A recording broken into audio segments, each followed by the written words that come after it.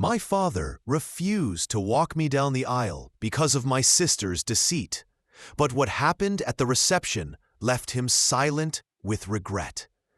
My wedding day almost fell apart, torn by an unexpected betrayal, not from a stranger, but from my own family, my father and sister. He actually chose her trivial celebration over being by my side at one of the most important moments of my life. The moment he realized what he'd done still sends chills down my spine. I'm Cornelia, and I was 28 when all this happened. Growing up in Allentown, Pennsylvania, our family seemed picture perfect. We had a lovely home, Mom's tulip garden, and Dad teaching me how to ride a bike. My father, Adam, was my hero, tall, with salt and pepper hair, and a commanding yet kind presence. Every morning at breakfast, he'd smile and tell me, "Cornelia, you have the brightest mind I've ever seen. You're going to change the world someday." Those words became my motivation. When I brought home straight A's, he'd celebrate with ice cream. My mother, Amber, was the heart of our family. Her warm brown eyes and gentle nature balanced Dad's strictness. He worked part-time as a nurse, but always made time for us, helping with homework or teaching me how to bake her famous chocolate chip cookies. Everything changed when I was 13. Mom began feeling tired, and within 3 months, we received the devastating news: Stage 4 pancreatic cancer. The next 7 months were filled with hospital visits, quiet conversations, and watching my vibrant mother fade away. Her death left a deep void that we never truly healed from. My older sister, Katerina, had always been difficult. Even before Mom passed, she resented how close I was to Dad. She was tall and athletic, while I was small and academic. Mom tried to celebrate our differences, but Katerina took every compliment I received as an insult. After Mom's passing, our fragile bond completely broke. Dad buried himself in work, often staying at the office until late at night. His absence left the house hollow, and 15-year-old Katerina quickly took charge, naming herself the new head of the home. "Dad's dealing with enough," she'd scold whenever I asked when he was coming back. "He has important clients. We have to stay strong for him." She started cooking, not like Mom, but enough to earn Dad's appreciation. Their connection grew stronger, while mine with him slowly faded. His promotion to senior partner meant more income, but even less family time. Katerina cleverly used guilt and manipulation to secure her place as his favorite. Cornelia spent $75 on art supplies, she'd report, conveniently leaving out that it was for a school project. Or, "Cornelia said she doesn't need you at her concert because you're busy," when I'd been counting down the days for him to come. By high school, she had painted me as rebellious, ungrateful, and selfish. The truth was, I had withdrawn into my art, using it to cope with losing both my mother and my father's attention. The biggest betrayal came in my junior year. I'd been nominated for a prestigious art scholarship and reminded Dad about it for weeks. The night before, I overheard Katerina telling him over the phone, "Cornelia said she doesn't want to make a big deal out of it. She thinks you might make her nervous. Maybe just send a card." The next day, I sat alone at the ceremony as other students celebrated with their proud parents. I received my medal with a forced smile, then got a text from Dad. "Congrats, important client dinner tonight." Later, his secretary told me Katerina had called his office, saying I'd rescheduled the event, so he booked a meeting instead. When I confronted her, she just smirked. "You always want all the attention. It's pathetic." By 18, I couldn't wait to leave. I applied to universities far away and got a scholarship to the University of Pittsburgh. There, I buried myself in studies and built a life free from the chaos at home. I only returned for major holidays, tolerating Katerina's jabs and Dad's detached politeness. During my sophomore year, I met Marco. He was tall, kind, and had a quick smile, an engineer with a steady mind that perfectly balanced my creative side. What started as a casual coffee meeting turned into hours of conversation, and soon we were inseparable. Marco's family welcomed me instantly. His mother, Isabella, a kindergarten teacher, made everyone feel valued. His father, William, a civil engineer, had a dry wit, and his younger brother Lucas was full of energy. They treated me like one of their own. Marco became my anchor, understanding my family issues without judgment, comforting me through the painful holidays, and celebrating every achievement my father ignored. After graduation, Marco and I moved to Philadelphia. We built our careers and a peaceful life together. From my family's shadow, my monthly calls with Dad became short and formal. Katerina, now a real estate agent, stayed in our hometown and made sure everyone knew she was taking care of Dad. By 26, I was a marketing executive, and Marco's career was thriving. Life was fulfilling, though old wounds lingered. Then, on our 5th anniversary, Marco proposed. He recreated our first date, ending with dinner at our favorite Italian restaurant. When dessert arrived, he placed a small velvet box on the table. "Cornelia," he said, holding my hands, "these past 5 years have been the best of my life. Your creativity, kindness, and strength inspire me. I want to spend forever with you. Will you marry me?" The ring, a vintage sapphire surrounded by small diamonds, was perfect. That night, I let myself forget the anxiety about telling my family and just be happy. The next morning, I called Dad. "Dad, Marco proposed last night." I said yes. There was a long pause. "Well, congratulations," he said flatly, as if acknowledging a work update. "He seems like a good guy. Have you set a date?" No excitement, no curiosity about the proposal, just practical questions. "Not yet," I said quietly. "Maybe next summer." "Let me know when you decide," he replied. "I'll check my calendar." I hung up, fighting back tears. Marco found me and wrapped me in a hug. "He'll come around," he said, though I knew he wasn't sure. Katerina's response was worse. I sent her a photo of the ring, and she replied with exaggerated enthusiasm.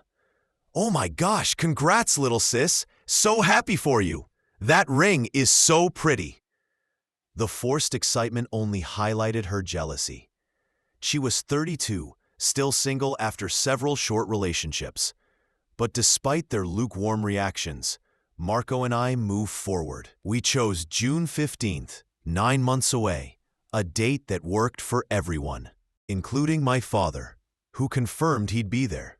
When I asked if he'd walk me down the aisle, he paused before saying, "I'd be honored, Cornelia." That moment gave me hope. The months that followed were filled with planning, venues, caterers, and dress fittings. Marco's mother, Isabella, joined me often, offering advice with genuine warmth. At my first fitting, she teared up and said, "You're going to be such a beautiful bride."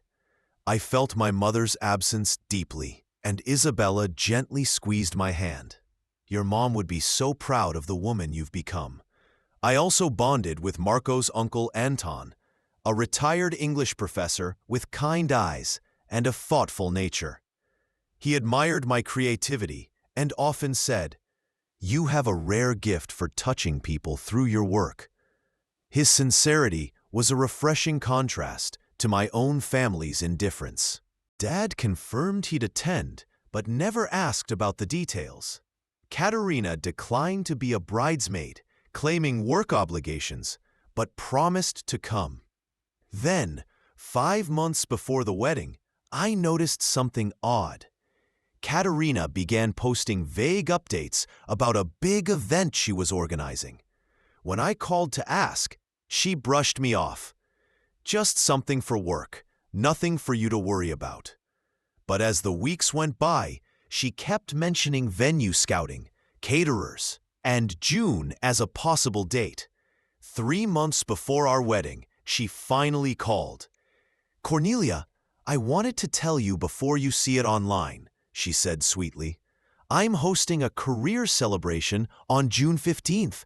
I just hit my sales target, and the firm's throwing me a big party." My stomach dropped. "Katerina, that's my wedding day. You got the save the date months ago, did I?" She feigned surprise. "It must have slipped my mind. Anyway, it's just a coincidence. My event's earlier, starts at 11 a.m. at the country club. It'll be over before your ceremony at 4, so it's fine." "Fine?" I said sharply. "You're scheduling a party on my wedding day, knowing Dad has to choose?" She replied coolly. "Dad can make both. He's proud of me too. It's not that far." But the country club was over 2 hours away from our venue. Impossible for anyone, especially my father, to attend both. Furious, I hung up and immediately called Dad, praying he'd see through her manipulation. "Dad, did you know Katerina scheduled her work party on my wedding day?" "Yes," he said casually. "She mentioned it. Unfortunate timing. But those work events can be hard to move." It was a big achievement for her, no doubt. But I couldn't help asking, "Dad, how will you manage both events? You're supposed to walk me down the aisle." He gave a calm smile. "I'll make it work, Cornelia. I'll attend the first part of Katerina's event and then drive over for your ceremony. There's no reason to turn this into something bigger than it is." Still, as the weeks passed, I could sense his hesitation growing. He began bringing up the traffic, asking if we could push the ceremony back an hour, and even questioning if I truly needed him for the pre-wedding photos. Despite the tension, we continued preparing. Final fittings, photography schedules, flower arrangements, and welcome packages. Marco and his family stayed encouraging, though I could feel their worry about my father's commitment. Then, 2 weeks before the wedding, the call I'd been dreading finally came. It was a Tuesday evening. I was reviewing seating charts when my phone rang. "Cornelia," my dad began, his voice uneasy, "we need to talk about the wedding. I've been thinking about June 15th, and honestly, I don't think I can make it to the ceremony on time. Katerina's event is really important for her career, and as her father, I need to be there for the entire thing. The timing just doesn't work." I gripped the phone tightly, struggling to keep my tone calm. "So you're choosing not to walk me down the aisle at my wedding?" "It's not about choosing," he replied defensively. "It's about what's realistic. Katerina's event starts earlier, and I can't be in 2 places at once. Maybe Marco's father or a family friend could walk you down instead. Someone else can do it." "Someone else?" As if giving your daughter away was a task anyone could just fill in for. "I understand," I said quietly. "I'll still come to the reception," he added, as if offering a favor. "I should make it by 7 or so. Depends on traffic." After hanging up, I dropped the phone and sank to the floor, tears streaming down my face. About 20 minutes later, Marco found me. "He's not coming," I cried into his shoulder. "He's choosing Katerina's event over walking me down the aisle." Marco held me close, his jaw tight with anger. "I'm so sorry, Cornelia. You don't deserve this." He gently suggested postponing the wedding. "We could move it, remove any excuse he has." The idea had crossed my mind, but something inside resisted. "No," I said firmly. "I won't rearrange our wedding because of Katerina's games. That's exactly what she wants." The next day, Isabella called to confirm details and immediately sensed something was wrong. I told her everything. "Oh, sweetheart," she said softly, full of concern. I can't believe your father would do this. I don't know what to do, I admitted. Part of me wants to beg him, but that's exactly what Katerina expects. She wants me to look desperate. Listen to me, Isabella said firmly. This is your day, yours and Marco's. Don't let anyone take that from you. Your father is making a choice he'll regret for the rest of his life, but that's his burden, not yours. Her words gave me strength, yet one question lingered. Who would walk me down the aisle? The thought of walking alone felt like a public admission of rejection. Later that week, Uncle Anton called. Marco told me what happened, he said gently. I hope you don't mind. Of course not, I replied, touched. I know this must hurt, he said. Family disappointments cut the deepest. His voice carried the weight of personal experience. My own father once chose his career over family. Some wounds never fully heal. But we can still build beautiful lives despite them. Tears welled up again. Thank you for understanding, Anton. Anytime, dear. Remember, family isn't just blood, it's who shows up when it matters. A week before the wedding, I hit my lowest point. Despite cheerful messages from friends and the excitement of final preparations, I found myself on the bathroom floor one night, overwhelmed by sadness. My father's absence left an emptiness in what should have been the happiest time of my life. The next morning, Marco suggested I meet Isabella for lunch. When I arrived, she was already waiting at a quiet cafe. Marco's worried about you, she said gently, taking my hand. I'm trying to stay strong, I said, stirring my tea. I keep telling myself it doesn't matter, that I'm better off without Dad there. But when I picture walking into the ceremony alone, I can't help but feel abandoned. It's okay to feel that way, Cornelia, Isabella said gently. What your father is doing is wrong, and you have every right to be hurt. She paused for a moment, as if organizing her thoughts while we ate our salads. There's something I think you should know, she finally said. Something about Anton that might help you understand why he reached out. What about him? I asked, looking up. Anton is actually my late husband's brother, Isabella explained. When I met William, Anton was already estranged from their parents. Their father was a strict, traditional man who never forgave Anton for choosing academia over the family construction business.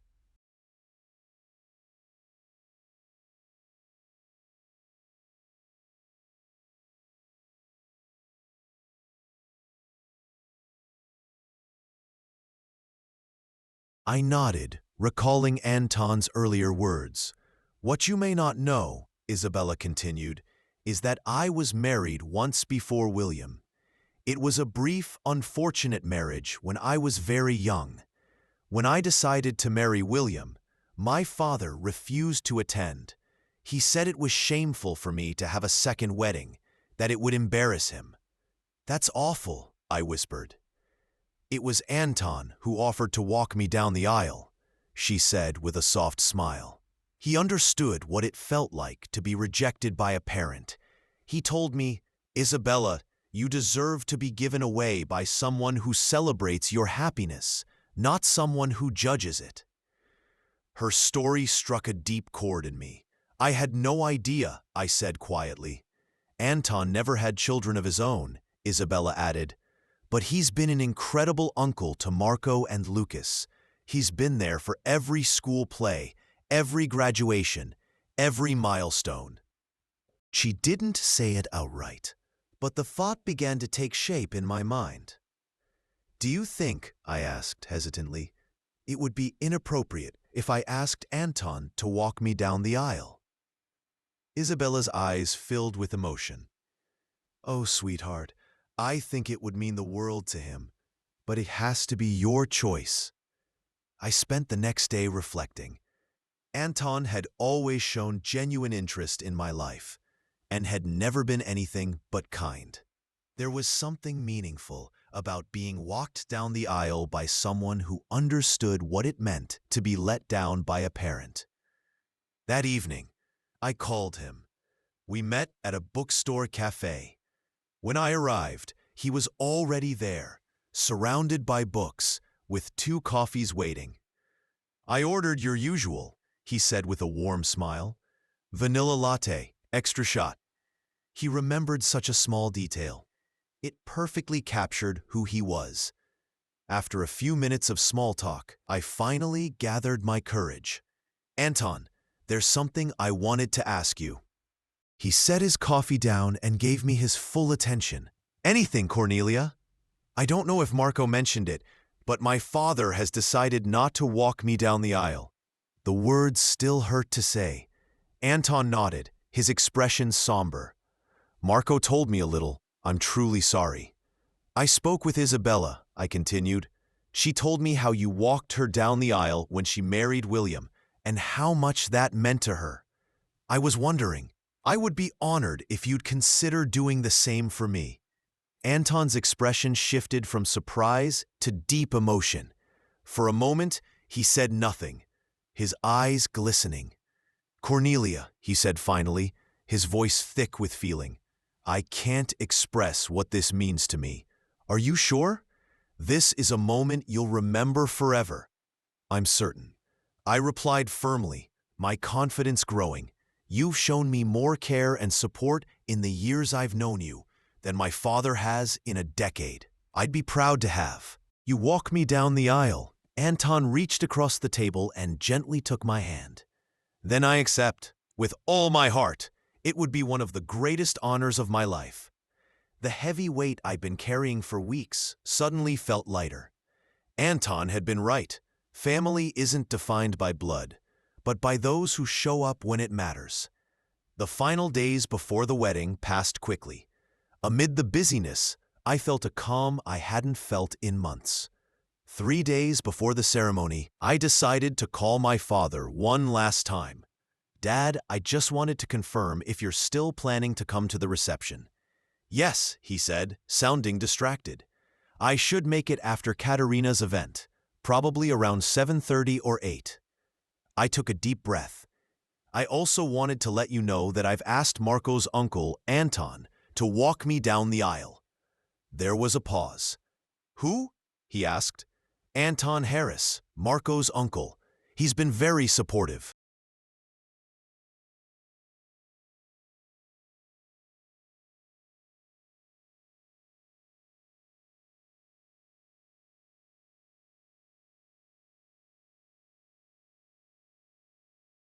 "I see," he said flatly.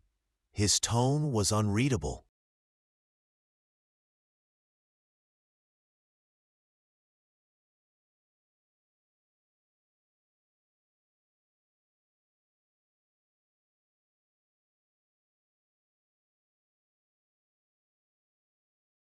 "Well, I suppose someone has to do it if I can't make it on time," he said.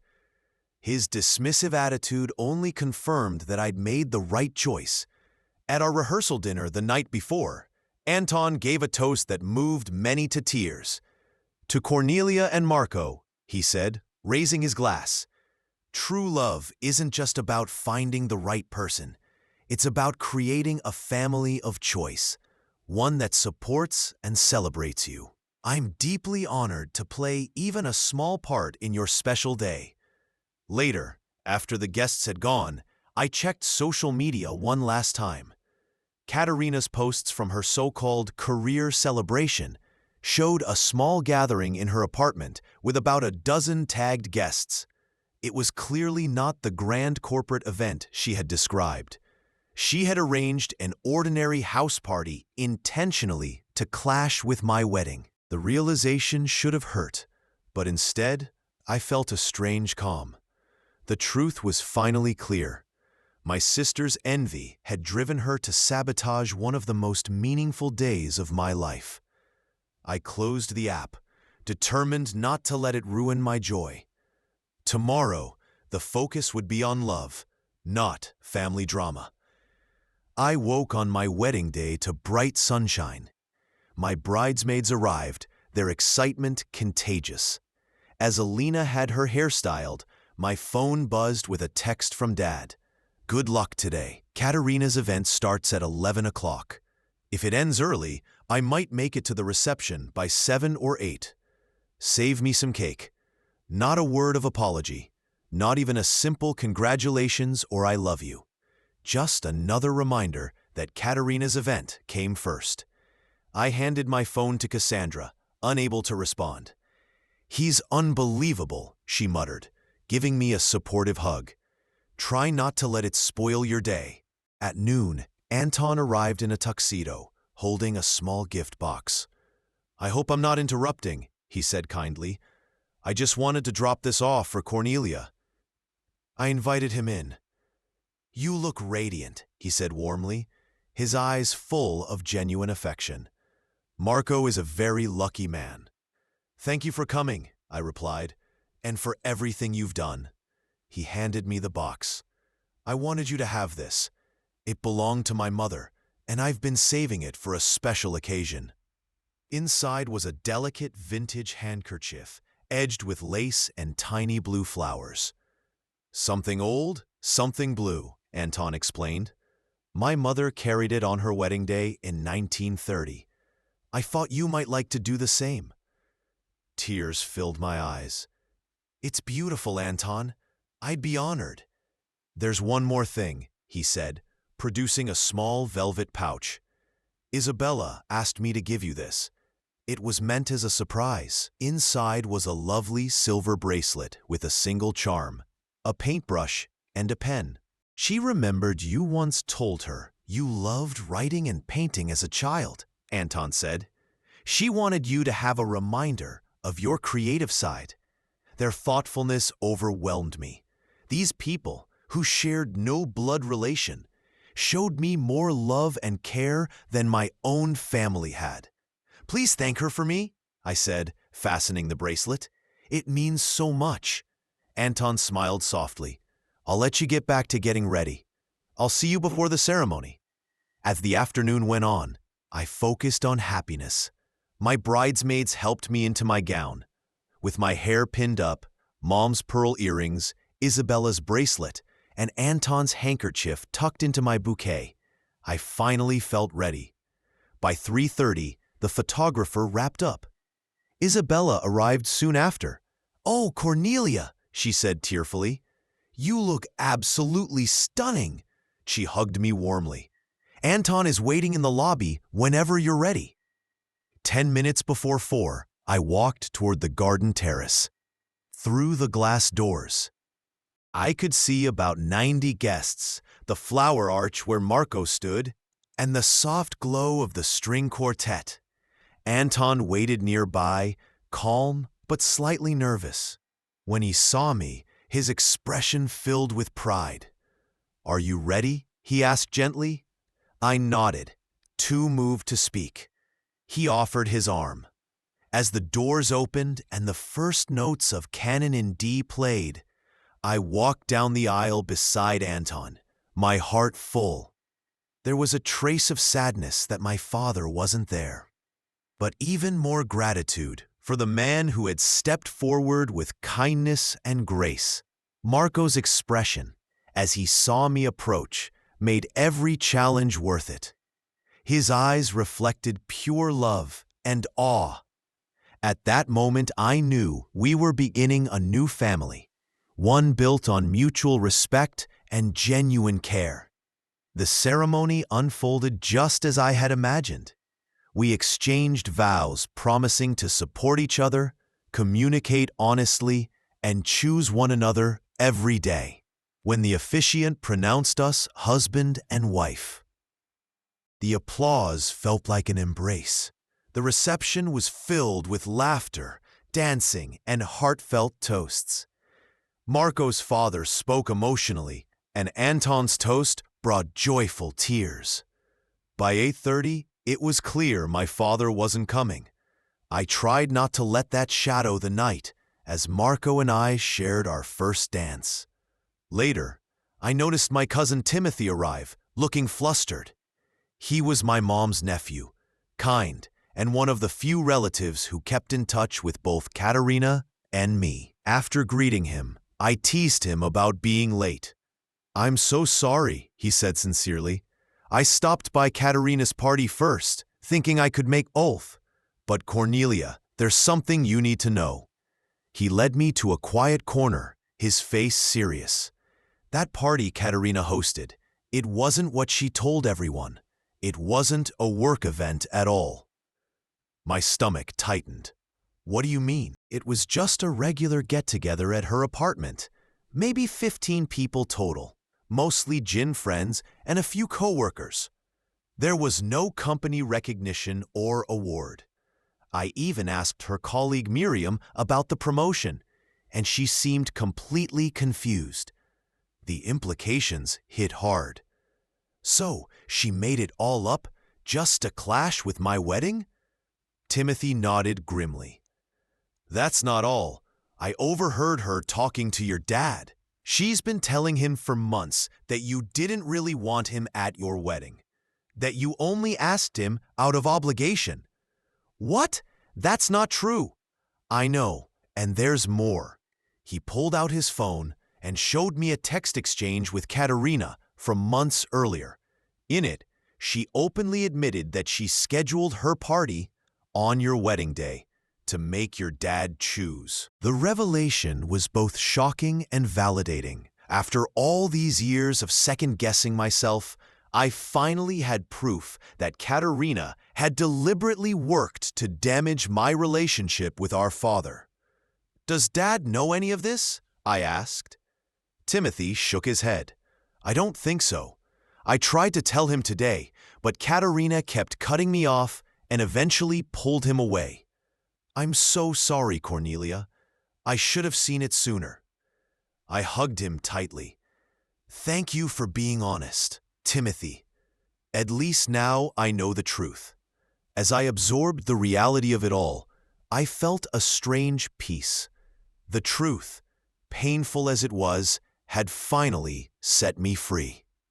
Half of me wanted to call my father right away and expose Katerina's lies, but another part reminded me it was my wedding day and I deserved to enjoy it. I joined Marco on the dance floor, pushing aside thoughts of my sister and father. This day was about love and the future, not the pain of the past. By 10:30, the reception was winding down, with about 40 guests still lingering, when I noticed a stir near the entrance. My heart skipped. My father walked in, looking uneasy in a hastily thrown-together suit. Marco saw him and squeezed my hand. "Do you want me to handle this?" he asked quietly. I shook my head. "No, I need to." Dad approached awkwardly, holding a small gift bag. "Congratulations," he said stiffly, giving me an equally stiff hug. "Sorry I'm late. Katerina's thing went longer than expected." His casual tone about missing my entire ceremony made my chest tighten, but I stayed composed. "I'm glad you could make it for the last hour," I replied evenly. If he caught the sarcasm, he ignored it. He glanced around. "Looks like it was a nice wedding," he said, as if commenting on a show he hadn't attended. "It was beautiful," I answered simply. "Perfect, actually." Silence lingered before he handed me the bag. "This is from Katerina and me, crystal wine glasses." "Thank you," I said, setting it aside. "Would you like a drink?" He nodded, and we walked to the bar.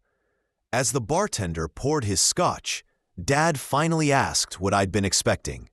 "So, who walked you down the aisle?" "Anton Harris," I said, "Marco's uncle." He frowned. "The older gentleman in the navy tuxedo? The one who gave that toast?"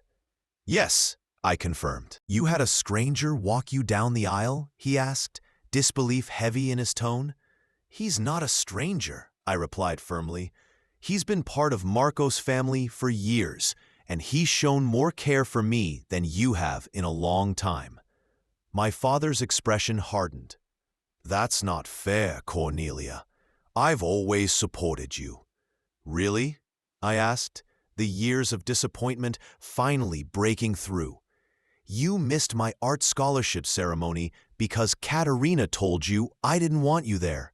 You forgot my graduation dinner until Marco's parents reminded you, and now you skipped my wedding ceremony for her fake party.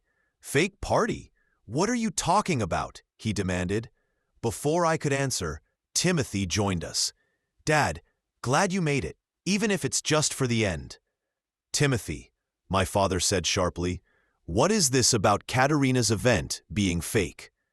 Timothy hesitated, realizing he'd stepped into the middle of a storm. I told Cornelia earlier it wasn't a work event. It was just a small get-together at her apartment. That can't be right, Dad objected. She said it was for her broker promotion. There was no promotion, Timothy said gently. No company party. It was just a regular gathering that she planned on the same day as Cornelia's wedding. My father's face shifted from disbelief to confusion. Before he could speak, Anton appeared. Cornelia, Marco's looking for you. It's almost time for the sparkler send-off. Dad eyed him with clear hostility. You must be the man who walked my daughter down the aisle. Anton extended his hand warmly. Anton Harris, you must be Adam. It's good to finally meet you.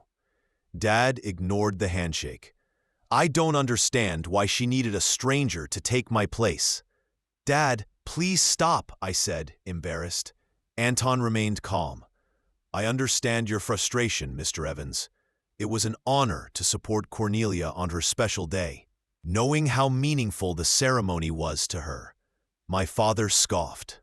If it was so meaningful, she could have chosen a date that didn't clash with her sister's event. My wedding was set 9 months ago, I explained. Katerina purposely scheduled her party for the same day, and Timothy has proof.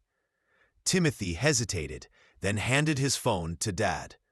His expression paled as he read the messages. This can't be right, he muttered. She's been doing it for years, I said, quietly. Lying to you, twisting things, ever since Mom passed away. Dad looked stricken.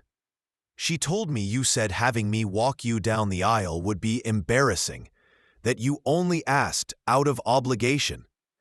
That's not true, I said firmly. I wanted you there. I've always wanted you in my life. Understanding dawned across his face, followed by anger. I need to speak with Katerina, he said, already pulling out his phone. Not now, I urged. Please, this is my wedding reception. But he was already walking away. Anton placed a reassuring hand on my shoulder.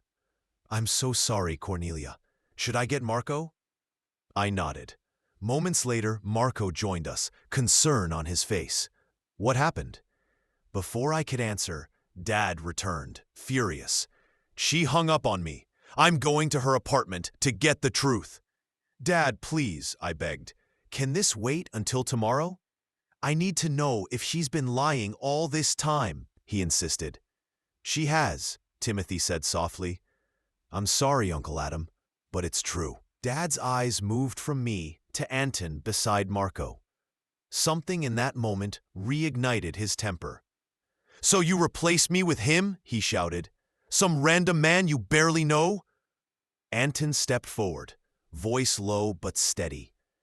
Mr. Evans, I understand you're upset, but this isn't the time or place. Today is about Cornelia and Marco's marriage, not old wounds. Don't tell me what this day is about, Dad snapped. She's my daughter. Then perhaps you should have acted like her father, Anton replied evenly. Being a parent means showing up, not just when it's convenient, but when it matters.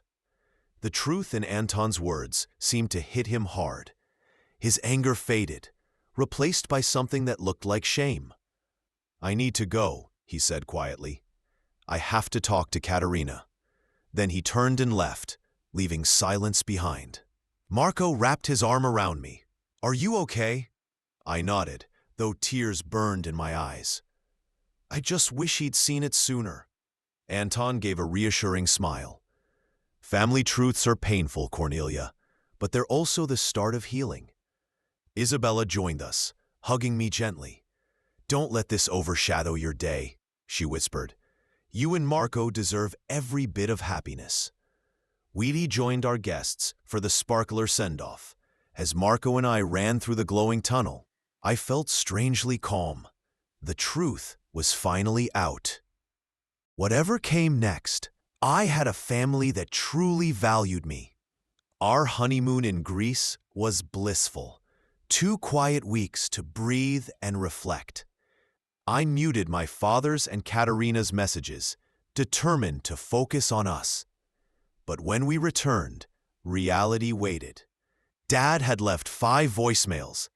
The third, from 3 days earlier, was full of regret. "Cornelia, you were right about Katerina. I confronted her after the wedding.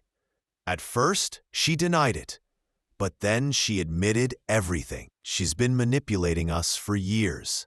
I don't blame you if you never want to speak to me again, but I hope you'll let me make it right. I'm so sorry." Katerina sent no message, just a cold email saying she was taking a break from family drama and traveling indefinitely. I sat on the couch, staring at my phone. Marco took my hand. "What are you thinking?" "I'm not sure," I admitted. "Part of me feels relieved he knows the truth, but I'm sad for all the years we lost." "Do you want to call him?" Marco asked. "Not yet," I said. "I need to decide what kind of relationship I even want going forward." Over the next few weeks, life settled. Thank you notes, work, adjusting to married life. I kept in touch with Marco's family, especially Anton, who called every Sunday. "How are you doing, Cornelia?" he'd ask kindly. We'd talk about books, work, and sometimes forgiveness. "Forgiveness doesn't mean excusing someone," he once told me. "It means freeing yourself from resentment. Whatever you choose, make sure it brings you peace." A month later, I finally called my father. We met at a quiet cafe. He looked older, worn down. "Cornelia, thank you for coming," he said softly as we sat. "I don't even know where to start," he admitted. "I failed you." "Yes, you did," I said plainly. "But I want to understand how." He sighed. "After your mother died, I was lost. Katerina stepped in, and I clung to her version of things. It was easier to believe. My own failures. By the time you left for college, I thought you were the one pulling away. I never wanted distance," I said. "I just couldn't handle her manipulation anymore." "I see that now," he said. "When I confronted her, she admitted she'd been jealous since you were kids. She thought I favored you.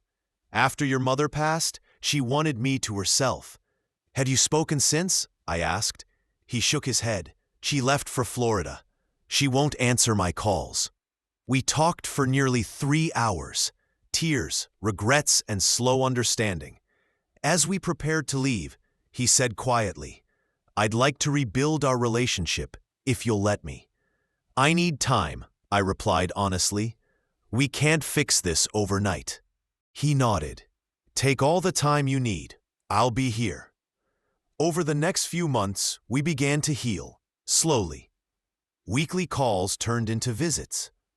He met Marco's family properly, including Anton, who treated him kindly despite their rocky start. 3 months later, Dad hosted a dinner for Marco's parents and Anton. Though awkward at times, it went surprisingly well. After dinner, I overheard Dad telling Anton, "Thank you for being there for Cornelia when I wasn't. Walking her down the aisle should have been my role, but you did it with dignity." Anton smiled. "She's an extraordinary woman. You should be proud." "I am," Dad said quietly. "I just wish I'd been there to see it happen." Their conversation gave me hope that even deep wounds can heal with time. Katerina kept her distance, sending brief holiday cards but avoiding real contact.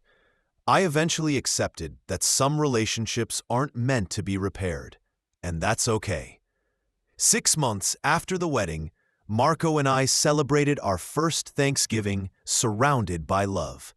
His family, my father, cousin Timothy, and a few close friends. Katerina was invited, but she declined. My father's voice trembled with emotion as we went around the table, sharing what we were thankful for. "I'm grateful for second chances," he said softly, "and for a daughter whose forgiveness humbles me every day."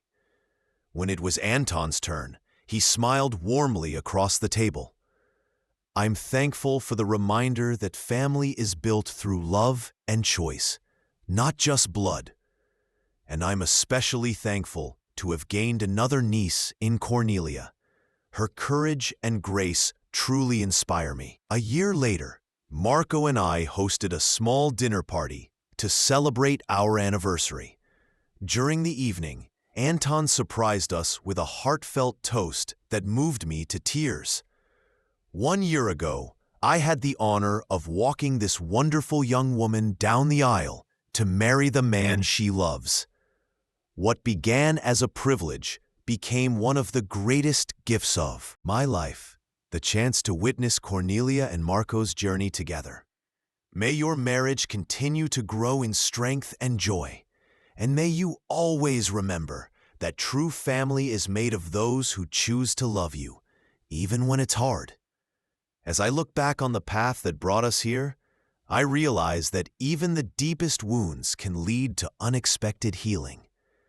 My father's absence on my wedding day created space for Anton's presence, which ultimately helped bridge the gap between my father and me.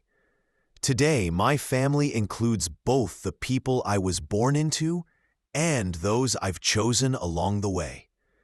Imperfect, yet each one deeply meaningful. I've learned that forgiveness doesn't mean forgetting or excusing harmful behavior. It means freeing yourself from resentment and setting healthy boundaries that protect your heart while leaving room for growth. The person who walks you down the aisle should be someone who has truly stood by you, supporting and loving you through life's challenges. Sometimes that person is a parent, and sometimes it's someone who enters your life later but loves you just as fiercely. What truly matters isn't who stands beside you on one important day. It's who continues to show up for you on all the ordinary days that follow. I'm deeply thankful to have found my people, the ones who choose me every day, just as I choose them. Because sometimes the most beautiful families are the ones we create through love and choice, not merely the ones we're born into.